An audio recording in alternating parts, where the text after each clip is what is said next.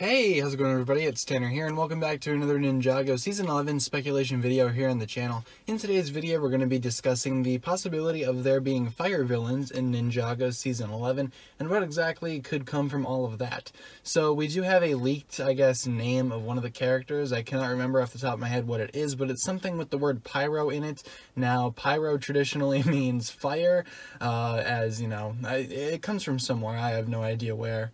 But traditionally when you hear pyro, think of fire, so it's simple enough. So apparently that's a villain's name, and since it has pyro in the title of his name, it could possibly be a fire villain, which would mean that in Season 11 there could possibly be ice villains and fire villains. Now, seemingly there will be an aspect of fire versus ice going on in Ninjago, so here's what I think is a possibility of what could actually happen in Season 11. So what if there are two factions of villains? Those are the fire villains and the ice villains, and what if they are at war with each other and the ninja need to go ahead and stop the war before it actually destroys all of Ninjago? That could be really interesting to see. Of course, you might want to introduce some aspect of a time skip in there, as it would take a little bit of time for these two sides of the villain factions to form, and actually take a little bit more time for them to actually, become villains and actually start this war. It can't really be like Season 8. I mean, Season 8 sort of did the same thing with the Emperor and Empress. They sort of just introduced them out of nowhere. So essentially they could come out of nowhere, I suppose, but realistically you would have to have some sort of explanation as to where they could come from. But yeah, fire villains will be a huge possibility for Season 11, judging by this leaked Season 11 character name, and again that could have something to do with the whole aspect of fire versus ice in the context of, the Ice Emperor versus the Fire Emperor or something like that, or maybe he's trying to, something is happening there with the fire and ice villains. Maybe they're trying to fight each other, and again, as I've said earlier, the ninja have to go through and try to stop them. So I think fire villains are actually a really big step for Ninjago, and I think this has a lot of potential, and it does really bring up another aspect as well.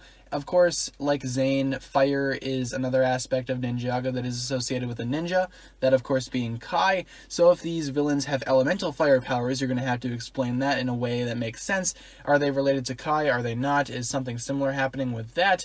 And essentially what could potentially happen with that? So, I mean, it's complicated when you think about it. There's a lot of complex scenarios that you have to create and sort of plan for when you're making an elemental villain. Are they related to somebody? Are they not? Who's, they already had, Ray pop up again. Could be Kai's grandfather, could be, something entirely different. I think instead what they're going to do is just have these fire villains just use practical fire and learn how to control it rather than just producing it on their own. Same thing with the ice villains, if those are still a thing. It would make more sense for that to happen rather than having them have natural fire and ice powers, as you'll have to go ahead and explain that in the context of who's related to the ninja and how is this actually possible. So in the end, I think fire villains could potentially work. I have a great idea as to where I would like to see that go.